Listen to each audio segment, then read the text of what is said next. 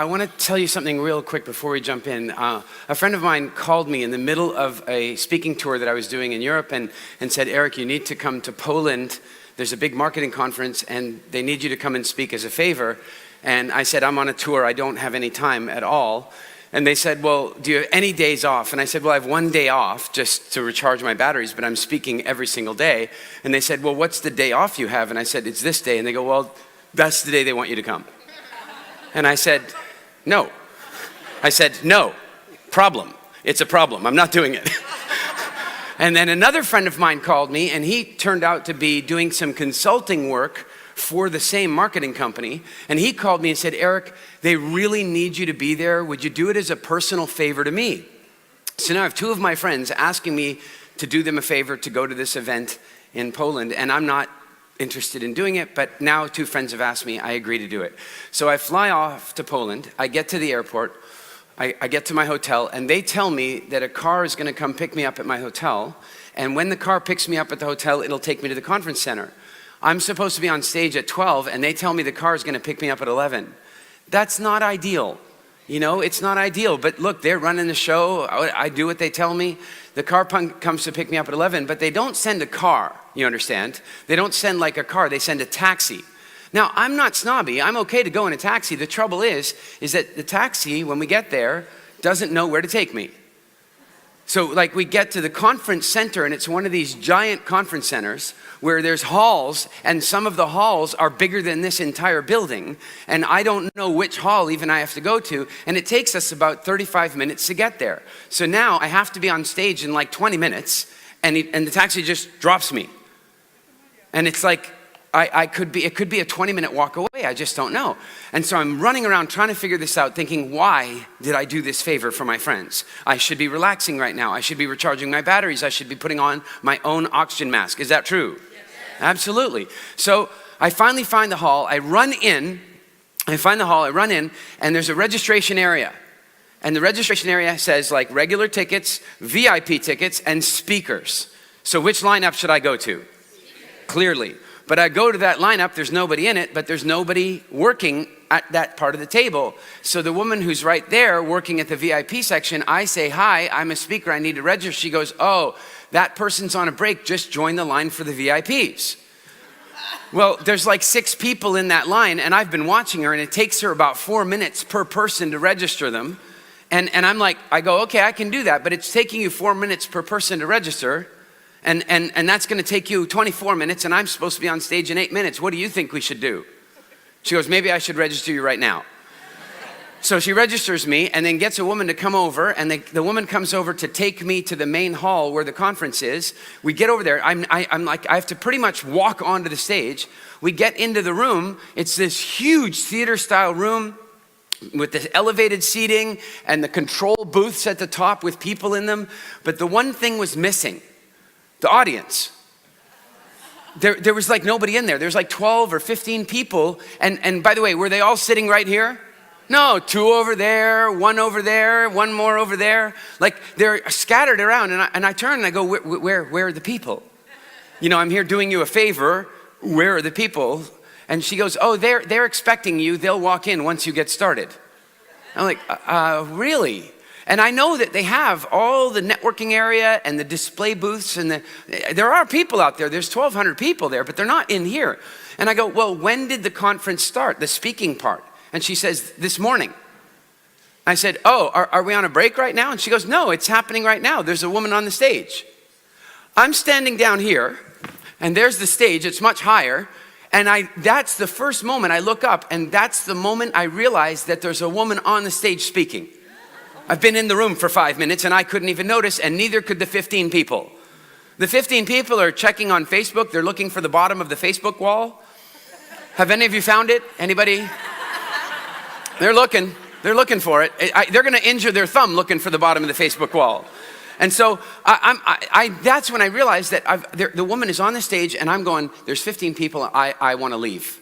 I do not want to be here. I'm doing these people a favor. I'm not charging a fee. It's not, I don't have programs and stuff in Poland to be marketing. Like there's a favor, and I just want to go. but I've agreed to be there, so I'm going to go. And I go, well, where's the microphone? You know, I'm scheduled to speak for 3.5 hours, and I'm frustrated, and I go, okay, where's the microphone? And she goes, it's the guy over there. Now, the room was much bigger than this room, much wider, and the guy with the microphone was way over at the other side of the room. And I go, well, don't you think we should get the microphone on? And she goes, yeah. And as I say that, this woman finishes. Nobody claps because they didn't know she started. And then the MC goes up and starts reading out my introduction. I don't have a microphone. And I'm like, she says, yeah, the guy's coming. He's on his way. And now, have any of you climbed Kilimanjaro? Anybody? Yeah, like you will know the word pole pole. It means slowly. This is the way that you walk up Kilimanjaro.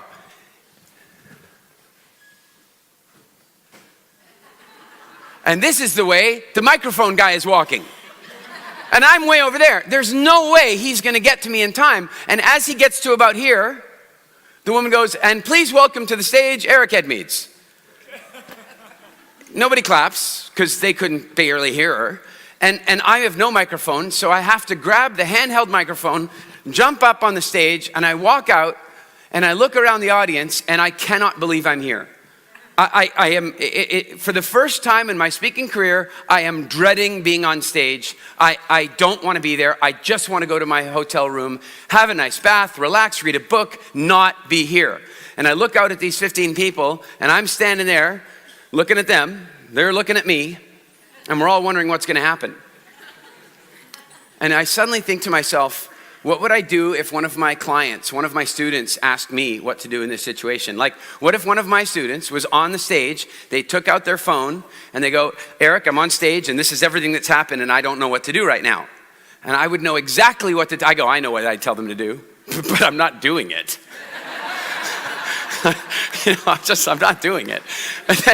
And then I thought, oh God, that's not who I am as a teacher. I really try to practice what I preach. So if I think they should do it, I'm going to have to do it. And I stop and I go, all right, guys. By the way, a handheld microphone. How much does one of those things weigh? It depends on how long you have to hold it for. 3.5 hours, the thing gets pretty heavy. So I'm starting, I can't believe this. And I go, all right. I think that in order for me to help you, I'm going to have to prove to you that I know something about marketing. You came here to learn about marketing, and there's nobody in the room. That doesn't say good things about me, does it? Do I have their attention at this point? Yeah, they're kind of going, wow, that's an interesting thing to say. And I go, and I think the only way that I'm going to be able to get you to hear the important information that I have for you today is if I can get this room full of people. If I can get this room full of people, then you'll probably pay attention for the whole 3.5 hours. Isn't that true? And now, are they intrigued now? So I'm like, so I'm going to do that, and you're going to help me. And they're like, what? And I said, this is what's going to happen. In a moment, I'm going to count. I'm going to count down from 3. And when I get to 1, you're all going to jump up. By this point, there's now about 25 people in 1,200 seats. And I go, I'm going to count from 3 down to 1. And when I get to 1, you're all going to jump up, and you're all going to clap and laugh and scream really loudly. And then the people will come in. And here's the thing. I know some of you are thinking, I'm not doing that. And the reason you're thinking, I'm not doing that, is that you think you're going to look stupid. But the problem is, the other 14, 15, 20, whatever, the other people are going to do it. So when you don't do it, you're going to look stupid. Are you ready? I said. They said yes. And I said, all right. Now, the reason I'm telling you this is there's some people out there that think that the phone call they're on right now, they think that the conversation they're having about the Guns N' Roses concert is more important than what's happening in this room, and I'm telling you that it's not. And so when I count down from 3 to 1, we're going to do the exact same thing. Does that sound good? Yeah. All right. I walked up in front, and I said, let's do it. 3, 2, 1, go! Oh my God, that's incredible! Oh, it's so funny! You guys, that's amazing! Holy cow, I can't believe it! I don't even know what to think of it! That's so amazing!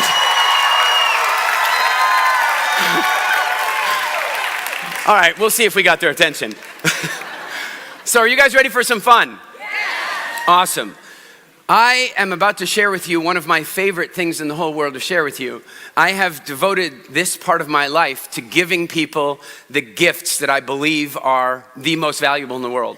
I have been honored over the last 3 weeks that we've been here in Tallinn to have people walking up to me all the time and telling me the stories about how their life has been transformed from a health perspective. People are telling me about the weight that they've lost and the pain and symptoms that are gone.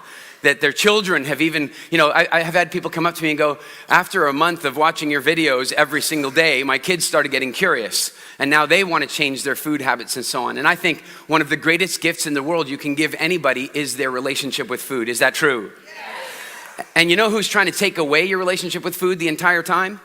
The food industry. And so that's my job, is to undo what they're doing. And I love doing it. And one of the other gifts that I really love to give people is the gift of communication. The gift of being able to communicate your thoughts effectively, persuasively, influentially. And the challenge is that our society has done everything it can, not on purpose, just the way it is, to train that out of us. And I think that makes life a lot harder to live. I think some of you find yourselves having an intense conversation or a negotiation, and every now and again, you walk away from that conversation and you think to yourself afterward, I wish I'd said this. Who's had that feeling? I'd like it to go away. I'd like you to not have that feeling. I'd like you to say the things that you want to say. I'd like you to express yourself the way you want to express yourself. I suspect that if you do that, it will change your relationship with you. It'll change your significant relationships, your romantic relationships. It'll change your relationships with your parents. It'll change your relationships professionally. It'll change everything. And for those of you who are interested in getting an incredible professional advantage, I'm talking the biggest professional or business advantage possible. What we're going to do today is going to be unbelievably valuable. And I'm going to give you some of the sort of theory and science behind this. Now, this is going to be shocking for some of you, especially those of you that are younger. There was a time before the internet. I know. And then this will be even more shocking to some of you that are a little older than that. There was a time before television. Can you imagine, what did families do? They sat around the radio. No kidding, families used to sit around the radio. And so what's really shocking is there was even a time before the radio. And what did families do then? They sat around the fire. They sat around the fire, and I have been privileged to sit around that exact fire. And what I mean by that is that in my research for WildFit, I have had numerous visits with the Hadza Bushmen. And the Hadza Bushmen live very much the way most of our ancestors did for most of our history. And they sit around the fire. And I want you to think about something. If you're sitting around my fire 100,000 years ago, and I share a story with you, and it's entertaining and it's engaging and it makes you think and maybe it makes you laugh. But in that story, I tell you about the time that these big white rhinos tried to kill me. Because they really did. I'm not kidding you, it really happened to me. And I'm standing there and these big white rhinos are running toward me. And what I knew about white rhinos is that they don't have good eyesight. In fact, they barely can see. They can smell and they can hear. And so the reason they were running toward me is that they could smell me. And I knew as they were running toward me, and let me tell you something, rhinos are bigger than you think. Have any of you guys been in that cafe with the big white rhino head on the wall? That is to scale. That is what a big male white rhino, that's the size of its head. Then you add the body. And they're way faster than you would think. And when two of them are running toward you, this is basically how it feels in your feet. They're running toward you and you're doing this. Because they're shaking the ground. What does every inch of my being want to do when they're running toward me? Run. But I know that if I run, they're going to hear my footsteps and that's going to give them the ability to follow me. And if I let them follow me with those big horns, I'm going to get some interesting piercings. Not good, right? And so instead of running, I stood there and stared them down and waited. And they got about 15 feet from me and they stopped. And they turned around and walked back into the bush. And then they got curious again when the wind shifted directly. They came running again at me. And then they got about 10 feet, 3 meters. And then they stopped again. And they walked away. If I had run, I would be dead today. Or certainly I would have interesting piercings one way or the other. And so Imagine that we're sitting around the fire and I share that story with you. And a week later, you're off in the bush picking berries, doing whatever you want to be doing, and 2 white rhinos come running at you. And you suddenly remember, oh my God, I'm supposed to just stand still. And you stand still, and it saves your life. Whose fire do you want to sit around for the rest of your life? Do you understand? This is why we have this thing called the stage effect. For millions of years, your survival and your ability to thrive was completely dependent upon the stories being told around your campfire. It was the most valuable thing there was. Nothing could be more valuable than you sitting around the fire and hearing the stories. And you started listening to these stories when you were 2 and 3 years old. And by the way, can 2-year-olds understand even though they can't speak? Can they understand? Everything. They understand everything. The other day, I've got my little girl here in Tallinn with me and my little boy who's not so little. My boy is 20 years old and my little girl's 2 years old. And so they don't get to spend much time with each other. And so they're hanging out. And I go to Zoe, I go, Zoe, do you love Daniel? And she goes, and I go, Daniel's your brother. And she goes, and I go, that means Daniel, that I'm Daniel's daddy too. And she goes, she understands it all. And so we're sitting around the fire listening to these stories, and they are making it possible for us to survive the most difficult circumstances. And they're making it possible for us to thrive in the most difficult circumstances. And so our DNA loves stories. That's why Hollywood will spend $200 million making it. Do you understand that? Think about that. They will spend $200 million creating a story, and they won't begin to see any revenue on that story until after the $200 million is spent. It's risky, but they know that we like stories. We like stories because it is the primary operating system of the body. And once you begin to recognize that stories are the best way to write information in, then you can look at history and recognize that it's completely true. Every great revolution, whether it's a political revolution, a war uprising, a technological revolution, has been preceded by great speeches and great oration. I remember reading that President Roosevelt was trying to pass some legislation through the US Congress, and none of the congressmen would vote for this because it had to do with changing their lives. It was legislation about congressmen, and they didn't want to change it. And he was getting nowhere. And then he recognized that the world had changed and he could speak directly to the people.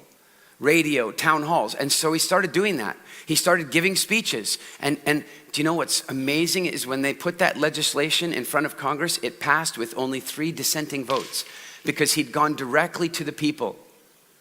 Speaking is one of the most powerful things we can create in the world. And by the way, can powerful things be used for both good and bad?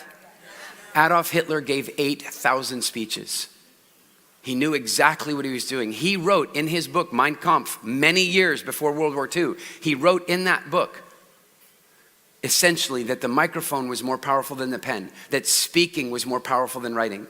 That if you really wanted to stimulate people, if you really wanted to change their hearts and minds, you did it with great stories, you did it with great speeches. Speaking is one of the most powerful forces there is in our society. It creates an advantage in business and your professional life that is far past any other advantage. Here, let's test out a few things. Are you aware that in American corporate world, and I imagine this is probably fairly consistent in the westernized, civilized corporate world, in the American corporate world, people make slightly more money for each inch they are taller. Did you know that? They actually make slightly more money. They're more inclined to get the promotion. They're more inclined to make the sale, slightly more taller. And then, by the way, is there a gender pay gap issue?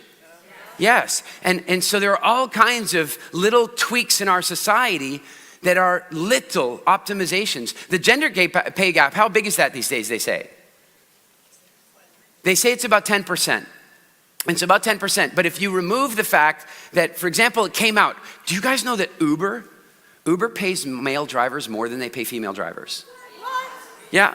Okay, this is the way statistics lie. Female drivers choose not to drive as many hours, and they choose not to drive during peak hours, and they choose not to drive in dangerous neighborhoods. And so Uber doesn't pay them any less. Uber pays them exactly the same. They choose to do things differently. Women choose not to take jobs where they die. Men die in the workforce something like 7 times more often than women do. And so when you remove all that stuff, the gender pay gap closes a little. It's still there, but it closes a little. Does that make sense? But these tiny little professional advantages, that height or maleness or whatever, they're tiny. But the most massive advantage you can give yourself in the corporate world and in the entrepreneur space is to be able to speak. If an inch of extra height can make you 0.01% more income, being a speaker, being comfortable sharing your ideas, being influential in the way you communicate can triple or more your income. It obliterates all other advantages. It is the most powerful thing you can do for your professional life. The problem is, we don't. Because we're afraid. And the crazy part of it is not one of you was born afraid. Not one of you. Now, because I understand this whole fear, what we did before you guys came in here this morning is we took 15 envelopes. 15 envelopes, and we wrote in those envelopes a few words, a couple of questions. Just one envelope, one word, one question, and then we stuck those envelopes under, don't check, we stuck the envelopes underneath the chairs, and don't think we didn't notice the bean bags. We stuck them underneath, and in a minute, when I say go, you're gonna check underneath the chair, underneath the beanbag, and you're gonna see if you got an envelope. If you got an envelope, I want you to check in with what happens in your body, and here's why. Because if you got the envelope, you must not open it. You will simply stand up, you will walk over here, you will come up on the stage. And then I'm gonna have a handheld microphone, and I'm gonna hand you the handheld microphone, and then you're gonna tear the envelope open, and you're going to see the word or the question, and you're gonna speak for 3 minutes about that topic in front of this audience.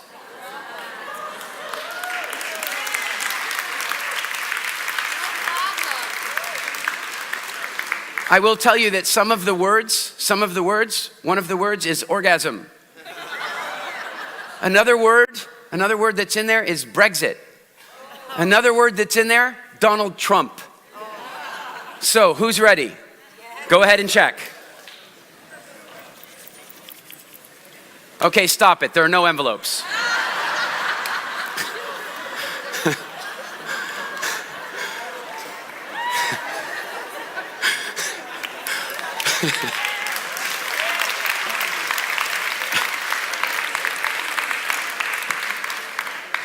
Now, the reason I do that is, did you find an envelope? I do sometimes have envelopes, so they might be stuck under there. The reason I did that is there were a variety of different emotions that came up in the room.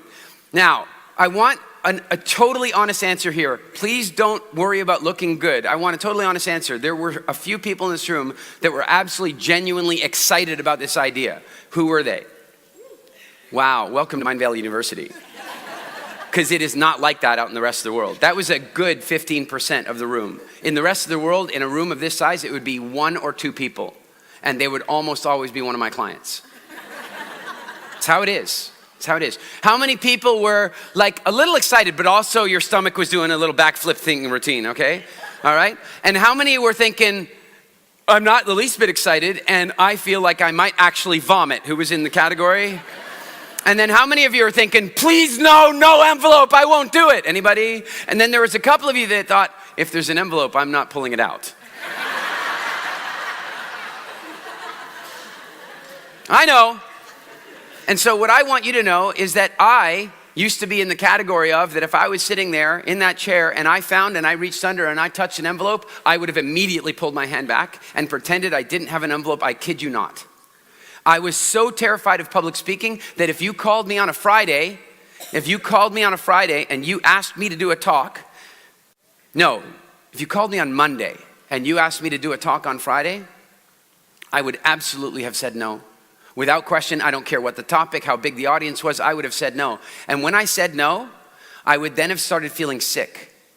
And I would have continued to feel sick on Tuesday and on Wednesday and on Thursday, and I would have woken up on Friday morning feeling sick, and I said no. I don't even want to think what would happen if I said yes. That's how terrified I was. But you know what's so important about this? Not one person in this room was born afraid of communicating. Not one person in this room was born afraid of public speaking. Nobody. No matter how fearful you are of it today, No matter how nervous you might get about it today, not one person in this room was born afraid of public speaking. Nobody. It's really important for you to understand that. Can you imagine what would happen if a baby came out afraid of public speaking? How would it ever get its diaper changed? How would it get food? What happens is, at first, when babies are born, we are so thrilled by their noises, aren't we? Baby noises. I mean, aren't they incredible? I get home, if I miss Zoe's bedtime, like if I miss it occasionally, I come home and she's already in bed, I want to go wake her up. You can imagine my wife's reaction when I say that. I go, I'm going to go wake, I will never go wake her up. I'm going to go wake her up. No! But you know, in the morning now when she wakes up and immediately she starts talking. And she talks in some strange mix of English and Spanish and now Estonian. And it's beautiful and we love it. And most parents do. But then there comes a point in time after the age of 3 and 4 where the talking isn't so great. Where you're on a plane and the child is being too loud, and that's where you're trying to go, shh, shh. Indoor voice. Think before you speak. Children should be seen and not heard. And it begins. And almost every person in this room was subjected to at least some of this stuff when they were a kid. And that's where your apprehension of communicating, that's where your apprehension of speaking came from. Because social conditioning started putting a cocoon around you and started telling you to control yourself, to not be so excited. Is it true? Yes. And then we continue to live with that fear. We continue to live with that. And then it gets even worse because we go to school. And one of the things that teachers forget what it's like to think like a child. They do. Look, guys, when children are born, they have no meanings. They don't know what stuff means. And so their entire job for the rest of their life is to assess meanings. Oh, I have pain in my stomach from hunger, and when I cry, I get fed. Oh, look at that. When I cry, somebody sticks a boob in my mouth. Wait a minute, why did I stop doing that? Anyway. But the fact is that the children make a meaning.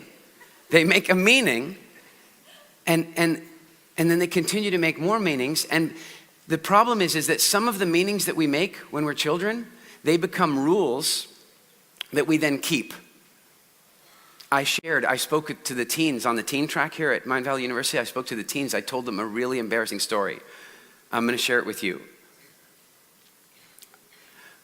One day I was eating an apple. I was eating this apple. I was about 6 years old. And then I decided that I needed to use the washroom. So I went into the washroom in our house. I went in, closed the door, put the apple up on the shelf, went in and did my business. I won't act that part. Finished up, flushed, washed hands, grabbed the apple, took a bite, opened the door, and walked out. And my mom was standing there. Now think about this from my mother's perspective. All she heard was toilet flush, and son walking out with apple in his hand that he was eating while he was in the bathroom. How does my mom feel about this? Not good, right? So my mom goes, Eric, you can't do that. And I said, what? She goes, you can't eat an apple in the bathroom. And I said, why not? She goes, it's dangerous. And then she got distracted and went off and did mom stuff. And I'm sitting there with, it's dangerous. Why is it dangerous? And this was when I was 6, so this was a few years BG, before Google. And so I couldn't go, why is eating an apple while you go to the toilet dangerous? I couldn't do that. The question was just in my head. And do you remember, back in the days before you could just ask the universe for the question, did you ever have that thing where you had a question bouncing around in your head, bouncing around, and it's like the rest of your life kind of got filtered through that question? That's what happened to me. And so I was sitting out with some friends one day, and we're at a restaurant, and we have the straws, you're drinking out of a straw, and we were doing like kids do, where you block off the top of the straw, and you pull the liquid up, and then you drop the liquid in, right? It's physics, basic physics, it's fun. And then I was doing it, and suddenly I was like, oh wait, if you block off the bottom of the straw, the liquid won't come out. If you block off the bottom and the top, the liquid won't come out. if you block off the top but you open the bottom, that's the bizarre part, right? You block off the top and it won't run out the bottom. Maybe we're the same. Maybe the danger is that if you swallow and open the top, at the same time that you poop and open the bottom, you just fall out. I figured it out. She's right, it's bloody dangerous. I won't be doing that again. I'm telling you, for months after that, I could be chewing gum, just chewing gum, and I go to the bathroom and go, oh, get rid of that gum. Wouldn't want to have an accident, where I slipped out of myself. And so children are doing stuff like that all the time. Is it true? And so we forget that. And so you're in a class and you're teaching, if you're a teacher, and you want to teach the children a bunch of things. You want to teach them the curriculum, but you also want to teach them how to learn. Is it true? And so you're teaching the class and you recognize that one of the students, JB, is just not paying attention. All distracted by her recent nuptials. She's just not paying any attention to my class. And so how am I going to teach her the lesson to pay attention? How am I going to teach her? I'm going to call on her. You see, what I'm going to do is I'm going to teach something, like I'm going to teach the great story of the War of 1812. Most of you that are from America have no idea about this war, but this is where America decided to invade Canada and take over. They invaded Canada with numbers 7-1. 7-1 they invaded Canada. And by the way, Canada burnt the White House. Did you hear Donald Trump talking about this recently?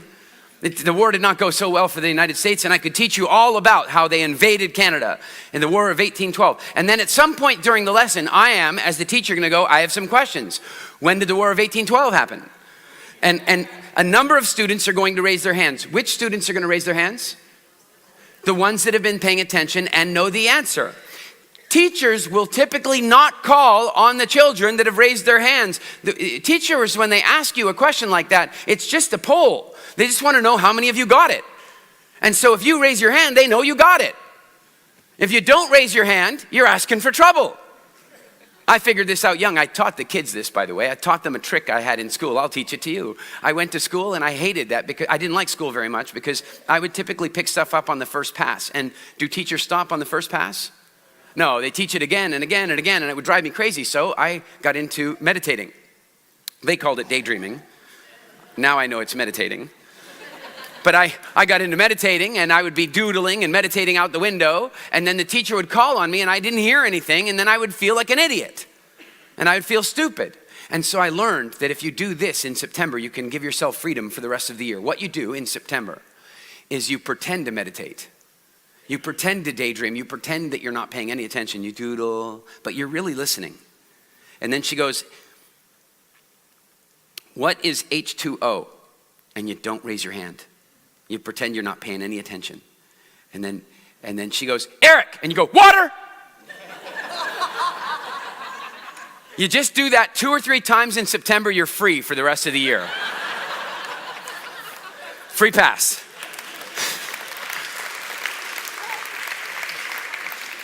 Now the trouble is that when children do this, when teachers do this, what they're trying to do is teach JB the lesson. They're going, when was the War of 1812? JB doesn't raise her hand. JB, when was the War of 1812? JB wasn't paying attention. Now in that moment, is she maybe going to get startled? If she gets startled, what kind of chemicals is her body going to produce? Cortisol, adrenaline even. And if she produces cortisol and adrenaline, here's something that a lot of people don't talk about, but the minute you start producing cortisol and adrenaline, you step back in time in your brain. You go to the more primitive parts of your brain. The more scared you are, the more primitive you go. The idea is if you're scared, you become pessimistic. It's safer that way. You see, if you're walking along in Africa and you suddenly see some lion tracks, that'll startle you. Tell me, it's happened to me. It'll definitely startle you. And in that moment, every rock that could be a lion starts looking like a lion. Is that true? Is that safer than mistaking a lion for a rock?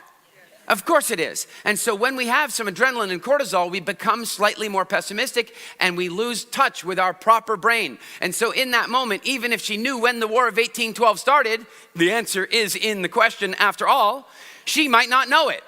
Is that possible? And so I go, JB, when was the War of 1812? And she's like, 1814? And now she's just done something called public speaking in front of one of the most difficult audiences in the world, children. Children are the toughest audience ever. Children are not nice. Come on, I'm not talking about your kids. I'm not talking about my kids. I'm talking about the rest of them. They're not nice. When are JB's classmates going to remember, or when are they going to forget that she made this mistake? When? Never.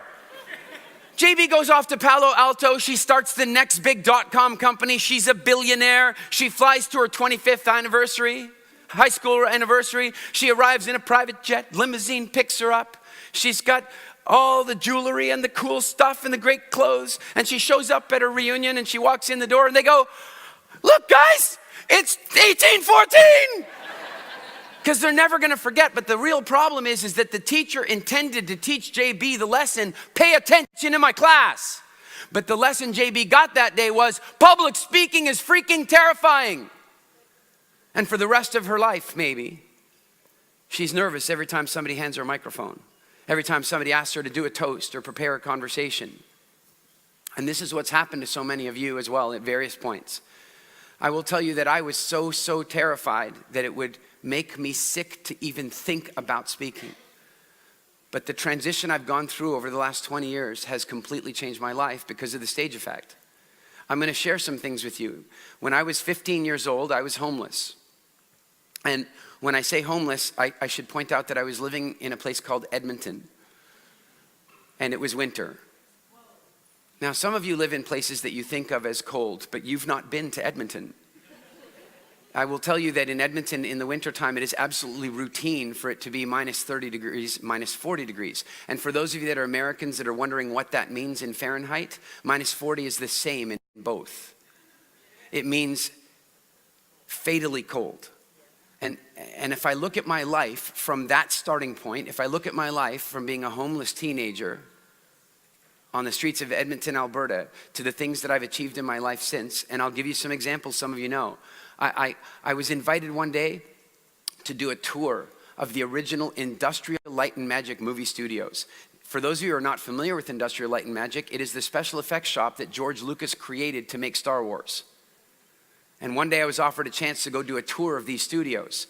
And when I got there, I found out some interesting things, that George Lucas had sold the studios to some private guys that were running it for about 3 years, and they weren't running it very well. And they were trying to raise money from investors for all kinds of cool movie technology and 3D technology.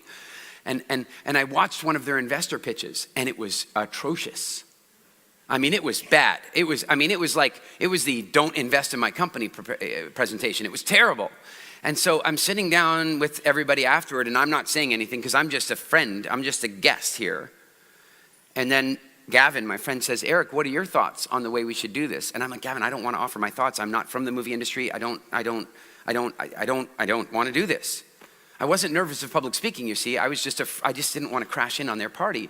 And then they said, "Well, why does, Eric, what's your opinion?" And I said, "Do you guys really want the truth? Like, do you really want the truth?" And many of you will know this about me. How many of you have been to any of my seminars? Anybody? Am I nice?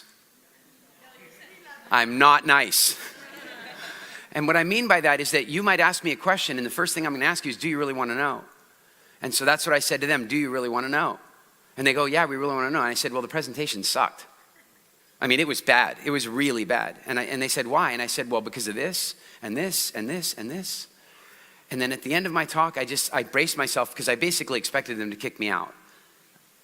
And they said, we have another group of investors coming in this afternoon. Would you give the presentation? No problem. I thought it was a big problem. What do you even? And I'm not kidding you. 2 hours later, I'm standing on a stage in the George Lucas Theater, 140 seating private theater where THX Sound was debuted.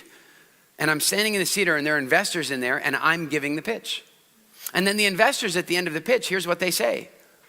If we invest, will Eric stay and run the company? I'm on a tour. This is when you go to the tours and they try to make it really realistic, they've made this one really realistic. In the end, the investors decided not to invest, and I got talking to my friends, and I went to the owners one day, and I said, look, I think you guys are in a lot more trouble than you're letting on, and here's my offer. And I offered to buy the company, and they said no. And so I flew home, and I was living in the Caribbean, in Turks and Caicos, and I flew home, and I got a phone call almost the minute I walked in my front door, and they said, would you come back?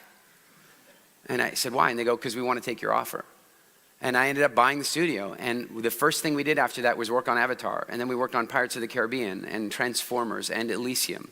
And then from that company, we started a really cool company that literally built life-saving technology for the US military. We literally saved lives. And that only happened because I had become comfortable with speaking.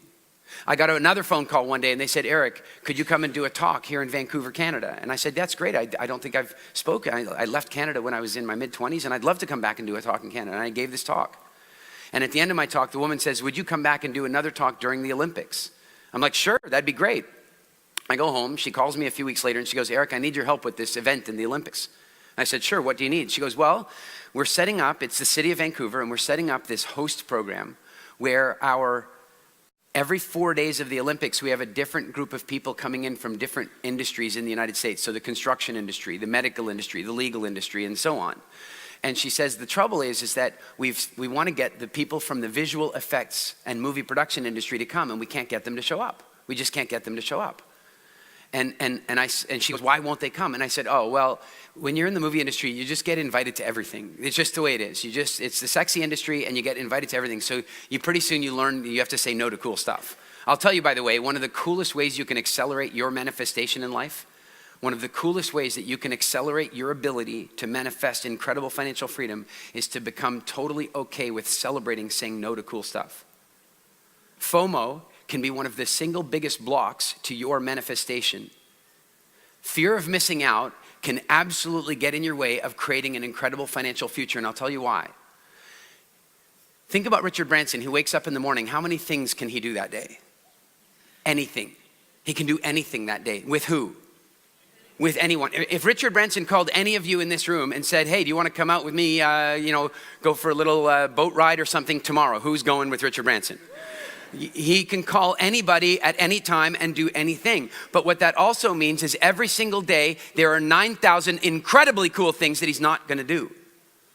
And he probably had to get okay with that because some of you, when you have a fear of missing out, it's painful. Who feels a little pain when they're missing out? That pain is something your subconscious mind will do anything it can to avoid. And so that includes holding you back from creating those opportunities in the first place. So now what you do when you have a fear of missing out is you don't have a fear of missing out. You have a new thing. It's the celebration of missing out. I celebrate when I miss out. Just a few weeks ago, we had our first ever Wildfest conference. We'd set it up, it was done, it was booked, and then I, no kidding, got the invitation to go to Richard Branson's private game reserve in South Africa and hang out with him. And I had to say no. And you know how I said no? I said, no, how cool is it that I have to say no to that? Does this make sense?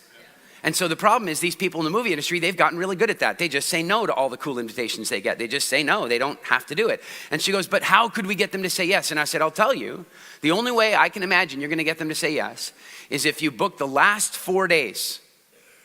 You book the last 4 days of the Olympics and you get tickets to the closing ceremonies because it's the coolest thing. And you get tickets to the gold medal hockey game. In Canada and America, this gold medal hockey game was going to be one of the most sought after sporting events in the history of sports for North America. And the woman said to me, that is never going to happen. Never going to happen. Those tickets are the hottest tickets in the Olympics. We're never going to make it happen. And I said, I know. That's why I said, do you really want to know? That's the only way you're going to make it happen. She calls me back 2 days later and she goes, we got them.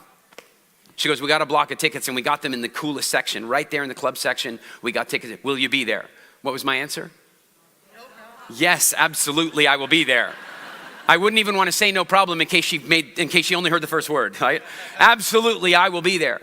And then the rest of the industry showed up because we'd made it so cool. Then I went to go do a presentation because that's why I was there. I gave a presentation, 15 minutes. Not motivation, not inspiration, just boring ass stuff about the film industry. Just stuff about how the work we did on Avatar went and how 3D technology is changing the movie industry. Nothing exciting. And then all of a sudden, this guy walks up to me, Hu Bo, Chinese guy from Shanghai. He was one of the producers of the Beijing Olympics. And the way the Olympics work is that the last city helps the next city produce. So he was there helping Vancouver produce the Olympics. So he happened to be at my talk. He walks up to me and he goes, Eric, that talk was fantastic. He says, it's the best one I've seen in the whole program. He says, I'm working on a movie right now, a big feature, a movie about the Sun Tzu's Art of War scrolls. And it's gonna be like a $200 million movie. It's gonna be like Avatar. And the government has already agreed to fund it, but they've told us that we need to fund a smaller movie first to prove that we can make one. He says, do you have any 3D movies that you would like funding for? Even if I didn't, I just go to the bathroom, grab a toilet roll, and write the damn thing. I mean, if somebody's offering you funding for your movie, yes, you have a movie. Just practice. I just want you to practice with me. Right now, how many of you right now do have a movie? Okay, just a few of you. No, just wait. Actually. Now, I'd say something different. I've got money for somebody who has a movie to produce. How many of you have a movie to make? Excellent answer. Excellent answer. 2 months later, he sent us $250,000 to go into development on a project we were working on. Why did that happen? Because I'd overcome my rubbish, I'd overcome the garbage, and I'd gotten comfortable with speaking. It has opened so many doors for me that I can't even begin to tell you. Who wants to know my recipe for getting on stage at A-Fest? Anybody want to know that one? I don't know, that didn't seem like there was a lot of excitement for that. I'll tell you the way it worked. Some of you have studied inceptive marketing with me. So here's what happened. I had made a decision, not only that I wanted to get on stage at A-Fest, but I'd made a decision that I wanted my products published on the Mindvalley platform. Here's the bizarre bit though. At the same time that I made that decision, Vision had made a different decision. And that was that Mindvalley no longer wanted to produce quantity. They wanted to focus completely on quality. They wanted best of breed authors. In other words, they were going from 80 authors down to 14 authors. And I had made the decision that I wanted to be one of those 14 authors. Does this sound like an easy goal? No. And so let's back up.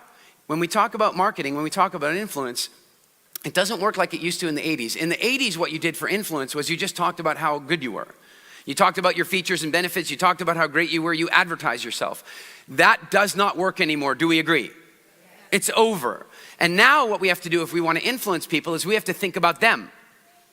We have to think about them. We have to think about them and talk to them about, in fact, I want to do a funny little thing. I need some parents. I need parents. I need parents that are sitting beside each other. Are you sitting beside each other? Have we played this game before? Okay, good. They are now my parents. And I am a 14-year-old child. And I would very much like to go to Disney World. Now, in the traditional world of children, how am I going to convince mom and dad that I get to go to Disney World? How am I going to do it? Help me out, coach me on the traditional world. How would I do it? I'm going to go tell them what I want, right? I really, really want to go to Disneyland. Say no. No. Oh. Now what do I try now? Begging, please. I'll clean my room, bribery. Is it true? Right? And then, guilt. But all the cool parents are sending their kids. Will kids do this stuff? Absolutely. Well, I'll tell you something. You might think that kids do this stuff. I've seen some of your websites. You're doing this. You're just talking about you on the website. I want you to buy my product. Let me tell you how great my product is. You're not giving them value. So if I think of it differently, wait a minute, who's my ideal target market? My parents, aren't they? All right, so if I want to influence them, I need to learn everything I can about them. What are my parents worried about? What are they thinking about? They're thinking about me. They're thinking about, am I safe? They want to make sure I don't get somebody pregnant, that I don't have the police bring me home. They're thinking that I want to get a good education. Is this all true? All right, now, my parents are thinking about that stuff. Got it. Hey, mom, dad, are you having good breakfast? I just wanted you to know I've been thinking a lot lately about my university education and, university entrance requirements. I've been thinking a lot about that. Do I have their attention? Yes. Yeah, one of them is choking now from, what? What?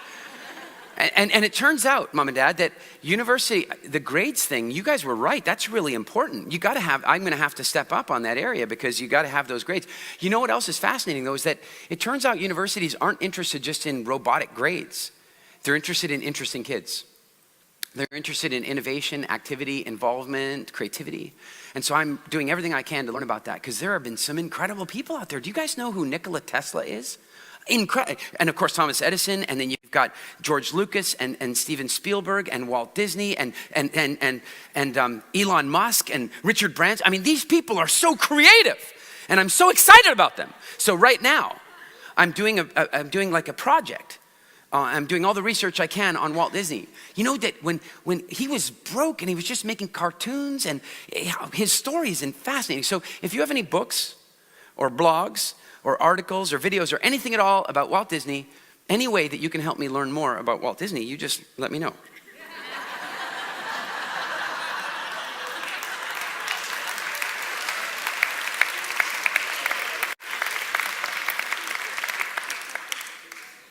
Whose idea is it going to be? It's going to be their idea. It's going to be their idea. And I think a lot about this because most of us these days are so uncomfortable with communicating that we don't have time to think about our communication before we communicate. Isn't it true? I am a big fan of having really clear strategic objectives before I communicate.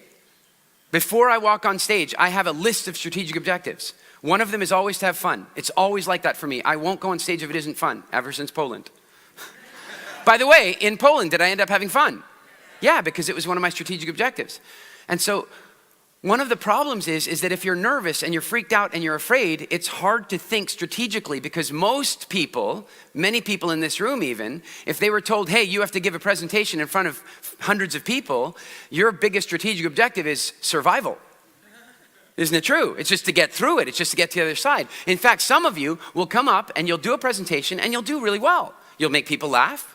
You'll give some good ideas. You'll walk off the stage and you'll have instant stage amnesia. You'll forget everything you said. Who's had that experience? That's adrenaline and cortisol. When you walk up on stage with adrenaline and cortisol, you mess it up. And you don't give yourself a chance to learn. So I'm going to give you a clue, one of the biggest clues you can have in starting to get really comfortable with being on the stage. Never ever tell the audience that you're nervous. Never ever show them with your body that you're nervous. Never let them hear in your voice that you're nervous. Don't do it. How many of you have gone out to do a talk, you've been a little nervous, you've really kicked butt, like you've actually done really well. Once you got into it, you made them laugh, you started to feel pretty good, and then you got off the stage and it was good. And then people come up to you and told you how good it was, and yet somehow you were still nervous the next time. Who's had that experience? The reason you had that experience is that you came off the stage and you walked around and people came up to you and they told you what a great job you did, and you didn't believe them. You didn't believe them because you showed them that you were nervous. And so because you showed them that you were nervous, you believe that their praise of you, that their warm words for you are platitudes and lies. What you have to do is you have to recognize that if you tell them you're nervous, the reason you're doing it, the reason that you're saying, oh gosh, I'm a little nervous today, is you're fishing. That's why you're doing it. You're fishing because you're afraid you might not do that well. You want to set their expectations lower, and that way they're going to give you better feedback.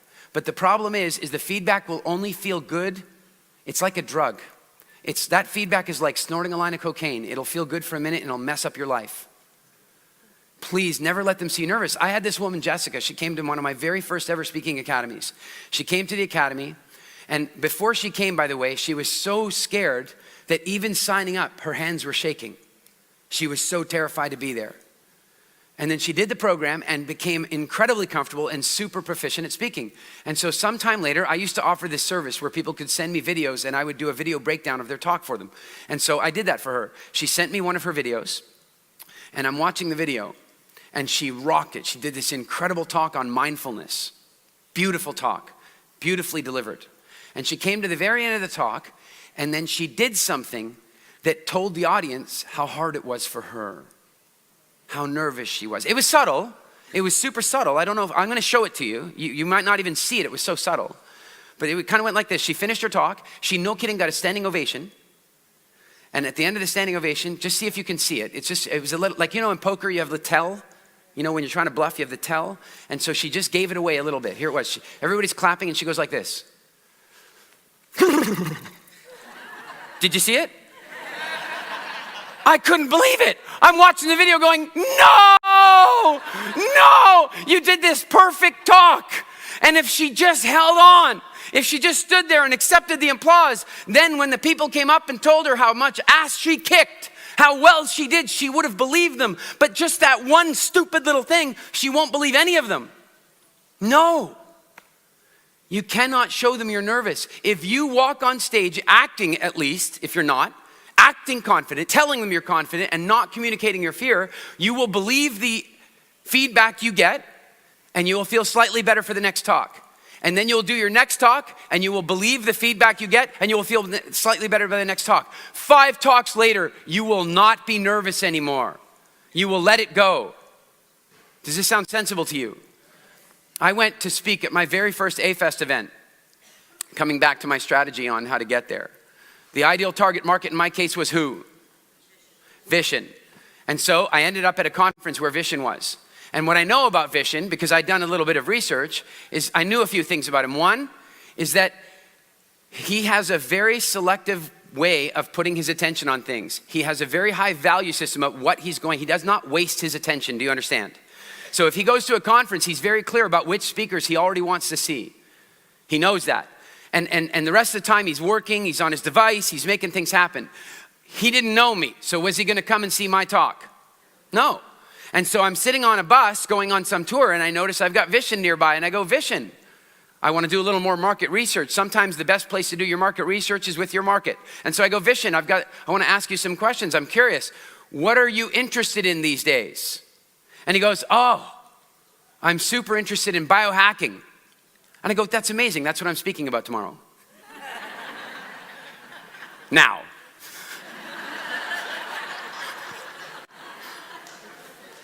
Know your ideal target market and then give them what they want.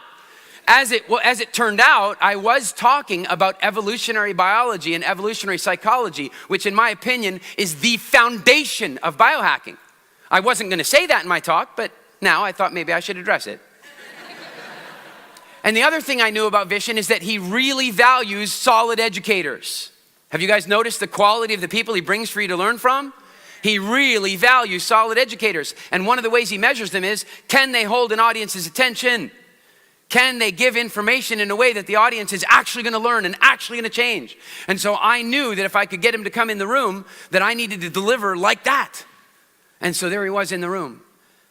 And so I gave the talk that he needed to see. He walked up to me immediately and he goes, Eric, you gotta come speak at A-Fest. Mission accomplished. Step 1 of mission accomplished. By the way, I wasn't doing a lot of speaking back then, and I said, what month is it in? And he told me the month. And I said, yes, because I didn't have anything in my calendar. I was like, yeah, okay, I'd do it. And then another guy, because I had done so well, walked up to me, Colin, and he goes, Eric, can you speak at our conference in Vancouver? And I'm like, what month is it? Same month. I'm like, yeah, what are the odds that, yeah, I'll be there. Same weekend.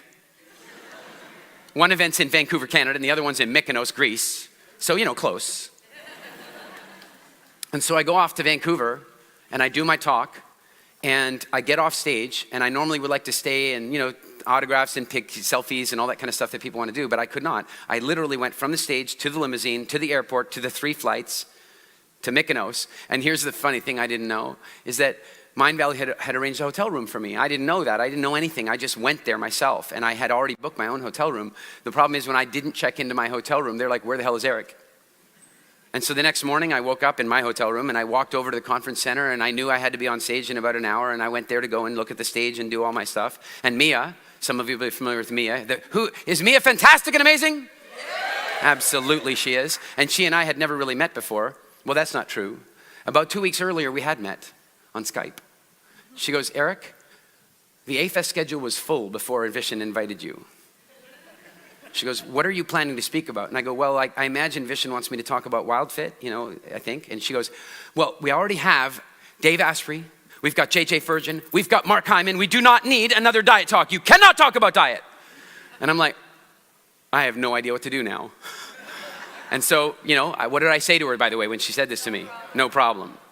And then I got there and I got a hold of her on FaceTime. And she goes, oh my God, Eric, oh my God, you didn't check into the hotel and we didn't know where you were and we're freaking out. And I said, Mia, everything's fine. It's no problem, I'm here. And then I walked out and she immediately calmed down. She came out and met me in the lobby and she said that it was just so amazing because so many times speakers are frenetic and nervous before they walk on the stage. Is it true? Yeah. And in my case, I was like, I was just so laid back. She's like, you're on stage soon, right? And I go, yeah. And she goes, don't you have to do that nervous thing that people do? I go, no. She goes, oh, do you do it like right before you go on stage then? I go, no, I just don't do that. I don't like that. I don't enjoy it. So I don't do that. We don't go there. And she's like, okay. And so then I walked out on stage and I did a talk. And that night, we were all at dinner. I was out at dinner, and Vishen was there, Christina was there, a bunch of the speakers were there. And Vishen walks up to me and he says, the tribe so enjoyed your talk. Would you do another one for us? Now, I need to back up for a moment. I don't do 20-minute talks. I just don't. I just don't do that. I just don't do that. Do you know why I don't do it? If you would like me to come and speak in your company and you want me to speak for, 8 hours, do you know how much time I have to prepare for that? I don't. I just show up and I'll speak for the 8 hours. I'll do a little preparation on what your company wants, but I don't have to prepare for a talk like that. If you want me to come on stage and speak for 3 hours, I'll prep for half an hour or to an hour max. But if you want me to talk for 20 minutes, I need a month. Because I have to choose the words so carefully. I have to choose the rhythm so carefully. I don't have leeway. So people have come and asked me, oh, come and do a TED Talk, come and do it. Nope. 18 minutes. No, I won't do that. I just won't do it. But in this case, remember, I had a strategic objective to get published on Mindvalley. And so in order for me to get published on Mindvalley, I knew step one was get myself on the AFES stage. And when Vishen said, come and speak, I didn't even ask how long it was. I found out it was 20 minutes. And I'm like, no problem. And so I did my first talk in 20 minutes. First time I ever spoke for 20 minutes. And Vishen comes up to me afterward at dinner, and he says, Eric, the tribe loved your talk so much. Would you do another one tomorrow? For 20 minutes. Sure, I have a month between now and tomorrow to prepare. And then I said to him, what would you like the talk to be about? Because he knows me a little at this point. He knows about my interest in business and entrepreneurship. He knows that I'm interested in health and nutrition. He knows that I'm interested in evolutionary biology. I'm a curious guy. And what's interesting is, I have this friend, David Wood, and when you go out to a meal in a restaurant with him, this is so cool, he won't order. The waiter comes over, and the waiter says, what would you like? And he goes, anything. You decide. Surprise me. How brave is that? In America. That could be lethal, really. But the fact is, he does it. He goes, bring me anything. And you know what's really amazing is if the restaurant's not too full, almost every time I've been out with him, they've brought him something that wasn't on the menu. Because the chef is bored silly with cooking the same crap. Chefs did not go into being chefs to cook the same stuff every day. They're creative people. And so when he says, I'll take anything, the chef is back there going, cooking the same thing all the time. And the guy says, hey, we got a joker back here. He says he wants you to make anything for him. Pick something off the menu. And the guy goes, forget the menu. I get to be creative. And he does something creative, and then they send the creative dish out, and then we're sitting there, and David gets his creative meal, which somehow looks better, smells better, tastes better than everything on the menu, every time. And then you know what? Almost every time the chef comes out and greets us at the table in his hat, the whole deal, and he says, I want to know how the meal was. Is that a rich experience? It really is. And I think our whole job in our lives is really to have rich experiences. And I love the way he did that. And so when I said to Vishen, what would you like me to speak about? Vishen says this to me, I kid you not. And I want you to understand, Mindvalley controls things tightly to make sure they're delivering the high. Every minute is accounted for. First of all, I don't know where he found an extra 20 minutes for me. You never have an extra 20 minutes at a conference, ever. Because speakers quite often go overtime, which, by the way, you should never do. Not ever should you go overtime. But sometimes speakers do, and they shouldn't. But the problem is, conferences never have a spare 20 minutes. I'm amazed at where this has come from. It turns out, he told me later, that he took it out of his presentation for me. And so then I said to him again, I said, well, what would you like me to speak about? And this is what he said to me. Anything you want. I don't have to go from the menu. I went back to my hotel room and I said, oh my God, what could I do? This is so incredible. And then I broke one of my most incredible rules, and that is never, ever break a topic out in front of a fresh audience. You practice stuff, right? Forget that. I'm going to do something amazing. And I'd been working on a project. I've been working on this book called The Hindsight Window, and it's something I was super excited about, and I decided that's what I'm going to do. And the project had been mostly being worked on in my journal and my book, and I hadn't really thought much of it, and I suddenly thought, wow, if I'm going to go talk about the Hindsight Window in front of all these people, I better register hindsightwindow.com now. So I went off and registered the domain that night, no kidding, and then I went out on stage. And I started like this, and I don't remember it completely word for word. But basically, I walked out on stage and I looked out at all these incredible people, and they were so warm to me. I'd already been on stage the day before. And I walked out and I said, I am so excited about this next talk. I want to tell you that I believe this talk is going to have a major impact on you, and you are going to remember it for years to come. Was I nervous? Not at all. Not at all. That was my truth. My truth was I believed I was about to give a talk that was going to change their lives in 20 minutes. That it was a talk that they would remember for years to come. And do you know that I have had, and still to this day, 2 years later, about once a week, somebody still writes to me now because they see it online, and they tell me, Eric, your talk changed my life. But even bigger than that, after I gave my talk and I bumped into people, because one of the things I love so much about A-Fest is that at a lot of conferences, you kind of, as a speaker, you kind of come in, you do your thing, and you're out. But at A-Fest, it's like community, right? So that means for the next couple days, I'm on the beach, I'm out on a catamaran, and I'm hanging out with the audience, and I get to hear from them. And you know what? People came up and told me, they're like, oh my God, Eric, you really touched me. I really enjoyed your talk. It was so funny. It was engaging, blah, blah, blah. They're telling me all this stuff, and I am believing them because I wasn't nervous. It's so important that you do not show the audience your nerves. Does this make sense to you? Now, couple more things I want to share with you about getting super comfortable with being on stage. Super, super comfortable. One of them is that your breathing has everything to do with how safe you feel. The way you breathe has everything to do with how safe you feel as a human being. And I believe that this is a design of the Homo sapiens frame. And it works like this. You've got lungs. And at the top of your lungs, the little hairs that extract oxygen from the air you breathe are more sparse up here. And they're more dense in the lower part of your lungs. Now, if you didn't know our history, you might think this is a terrible idea, right? Yeah, I mean, you might think this is a terrible idea because where do people spend most of their time breathing? Up here. They breathe up here all the time. The trouble is when you breathe up here, you don't get quite enough oxygen. And if you don't get quite enough oxygen, your brain gets oxygen starved, and then that triggers cortisol and adrenaline production. It's by design, though. It now seems flawed because we spend so much time sitting down and crunching up our lungs, so we're constantly producing this flow of adrenaline and cortisol when we sit at a desk for too long. It's one of the reasons. Have you ever seen the brain scans where they show a brain of somebody who's been sitting for like 30 minutes, and they show somebody who's been walking? The brain scan of the person who's been sitting, it's out. There's no flow in there. There's no electrical circuitry going on. It looks like New York in a power outage. But if you look at the person who's been walking around, it's like fireworks inside there. And I think one of the reasons for that is that when we sit down and we crunch up our lungs and we breathe only in the top, we switch back to reptile brain. And we stop being able to think really consciously. And then a problem with that is that if we breathe like that, what did we say earlier? If we breathe like that and we produce cortisol and adrenaline, we become naturally more pessimistic. I wonder if this is why so many antidepressants are out there these days. Couldn't be related to that at all. But it's a perfect design of Homo sapiens. We are meant to be that way because for most of our history, we didn't sit at desks. Now, I want you to imagine for a minute, if you and I are walking along and we stumble upon some lion tracks on the road. We stumble upon these lion tracks in the dirt. Where are you going to start breathing? How are you going to breathe? Will you breathe? What do you think? You tell me, would we walk along and see the lion tracks and go, oh, look, lion tracks? Would we do that? No, we would not. We would look at them and we would only do one of two things. One would be to go and stop breathing.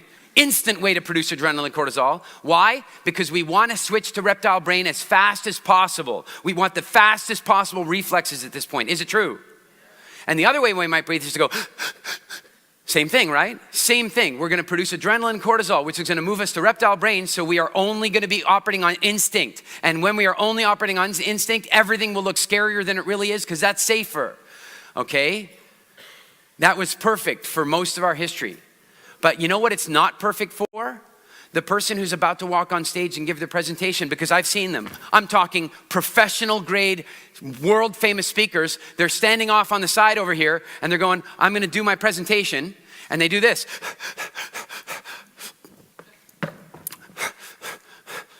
And they're breathing like this the whole time. Ooh, I feel scared now doing it myself. Don't do it.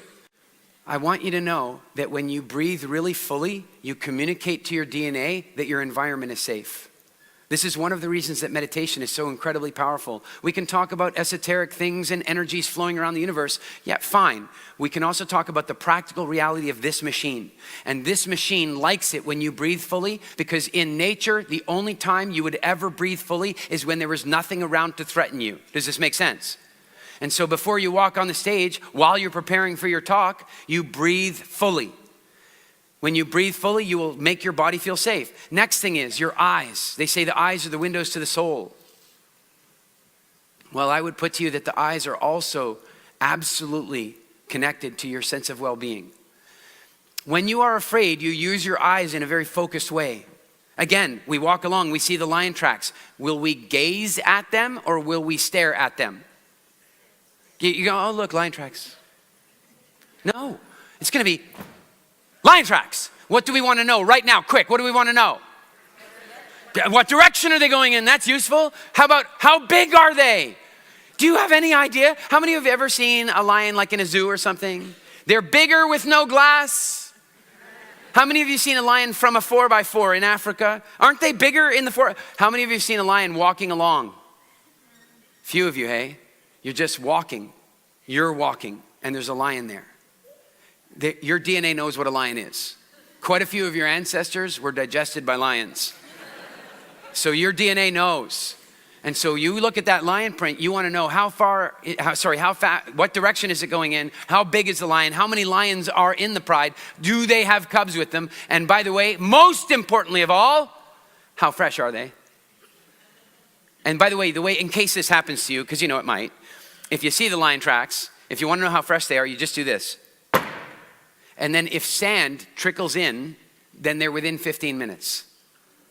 And at that point, your eyes are not going to gaze at either. They're not going to gaze in. Oh, look, the lions are going that way. Oh, cool. Your eyes are going to go, zoom, zoom, zoom, zoom, zoom. And they're going to look for everything. Well, guess what? When people make themselves nervous, they start doing that with the audience. And they start looking around like this super fast and focusing in on stuff. And they make themselves afraid. I want to share with you a really powerful distinction. Do emotions affect our body? Does our body affect our emotions? It's a feedback loop, isn't it? You know, it's like Tony Robbins. He says, if you want to, how fast can you change the way you feel? In a heartbeat, right? Change your physiology. If you want to create massive action in your life, change your physiology now. Level 1000. That feels pretty good, by the way. He's not wrong. The fact of the matter is that if we look at somebody, we can roughly tell what emotion they're experiencing based on their body. Is it true? But tell me the difference. I mean, if I see there's a depressed person over here, you'll tell me shoulders are slumped, face is slack, right? If I tell you there's an angry person over here, shoulders are tense, fists are clenched, face is clenched. But if I tell you that we have two people here, one of them's excited and the other one's nervous, tell me the difference. What's the difference? There isn't really. Do they both have sweaty palms? Are they both breathing up here? Are they both vibrating inside? Yeah, there's no actual difference. They're the same emotion. They are actually exactly the same emotion. I will put to you that excitement is simply nervousness about something cool. Right? And nervousness is just excitement about something scary. That's it. And so what that means is the person over here getting ready to come on the stage, if they're creating movies and pictures that are scary, then they're going to be nervous. If they're creating pictures and movies about how cool the whole thing's going to be, then they're going to get excited. Does this make sense to you? Yes. So when we combine all this together and we recognize that in order for us to feel really good, we want to breathe fully. And I want to share a distinction with you about this. I share this every now and again, and it's a little controversial. Are you guys okay with a little controversy? I want to suggest to you that, and some of you may have seen me say this, I think there's a YouTube video that Mindvalley published where I said this, so some of you it won't be a new idea. Maybe you heard it from somebody else too. But I want to put to you that I don't think cigarettes are addictive, chemically. So there are two types of addiction, right? How many of you have ever found yourself addicted to a video game? I want to know, where are all the Candy Crush people? Yeah, my wife and I, we almost had to call the divorce lawyer Candy Crush. So can a video game be addictive? Yeah. But that's not an external chemical addiction. That's an emotional addiction or an internal chemical addiction. So when you stop playing Candy Crush, what happens to you? Your husband loves you again. No. He never stopped loving you. He likes you again. But when you stop playing a video game, nothing happens inside you. It's true. You don't vomit. You don't get a headache. When you stop drinking coffee, and you've been drinking coffee for all your life, what might happen to your body? Headaches, and in extreme cases, heroin-like withdrawal symptoms, including fever, shaking, vomiting, temperature. It's incredible. And if somebody quits heroin, there are the symptoms. If somebody quits cocaine, there are the symptoms. If somebody is addicted to alcohol and they quit drinking alcohol, it's called the DTs, and it's the same thing. When somebody quits smoking, what happens? Nothing. Nothing. They don't get a headache. They don't vomit. They have an oral and a finger fixation, just like a child does when you take their dummy away. The next time you see an adult with a cigarette or an e-cigarette, I want you to create a picture in your head of what it really is. It's them walking along like little Jessica Simpson. Or no, the other one. Jessica, the little one, right? This is an adult with a cigarette or it's this. That's all it is. They're just doing it because it feels good. Like they may as well switch to a dummy. But the one problem is the dummy won't solve the real addiction for them. The real addiction they have is to deep breathing. That's the addiction they have. The addiction they have is to taking a nice deep breath. There are some other things like personal significance, like, damn right I'll do this no matter what anybody says. Then they feel important. By the way, it might kill you. There's some adventure. But the biggest thing that they're really addicted to is the deep breath.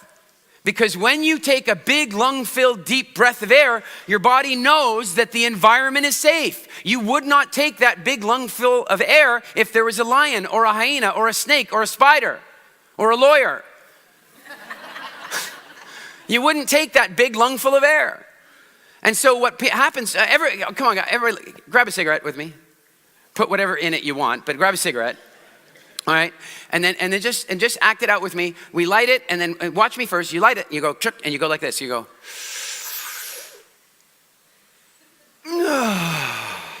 Okay, everybody do this with me. Ready? Here we go.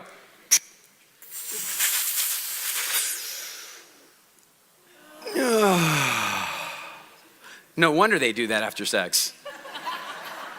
I mean, doesn't that feel good? Breathing like that will make you feel calm. So what I want you to think about is anytime you need to go on stage, there are a bunch of things that are going to make you feel better. Breathing deeply, using your eyes in a soft, gazing way. When a bushman is sitting in Africa making stone tools or carving an arrow, he's gazing out at the horizon and then looking down and gazing out. If there was a threat, he would stare. If he's relaxed, he will gaze. So we breathe deeply. We gaze. We see it coming out beautifully. We never let the audience see us nervous. And the last thing that is so important is we start the talk with a predictable laugh. How many of you have ever done a talk and the minute you got the audience to laugh the first time, you instantly felt better? Who's had that experience? So why not? And many of us have had the experience by accident. But what if we did it on purpose? My friend Jack Canfield, do you know what he does? He's so funny. What he'll do before he goes on stage is he'll have slides of all the funniest comics he's seen for the last couple of months. And he just plays the slides and everybody starts laughing. He didn't even have to say a word yet. But he feels good, they feel good. What a great warm-up act. I saw Eddie Izzard. Eddie Izzard, the comedian, he created the first ever public Twitter wall that I saw at an event. He put this huge screen up with the Twitter feed so the audience could write to him on Twitter. And they put it publicly. And it was hilarious, the things people wrote. The audience had tears down their face. The audience was the opening act. He found a way to make them laugh. And so what I want to suggest to you is that the last piece for you is to be predictable in that first bit. Know exactly what you're going to say so that you can create a predictive response from the audience in the first 30 seconds. Does that make sense?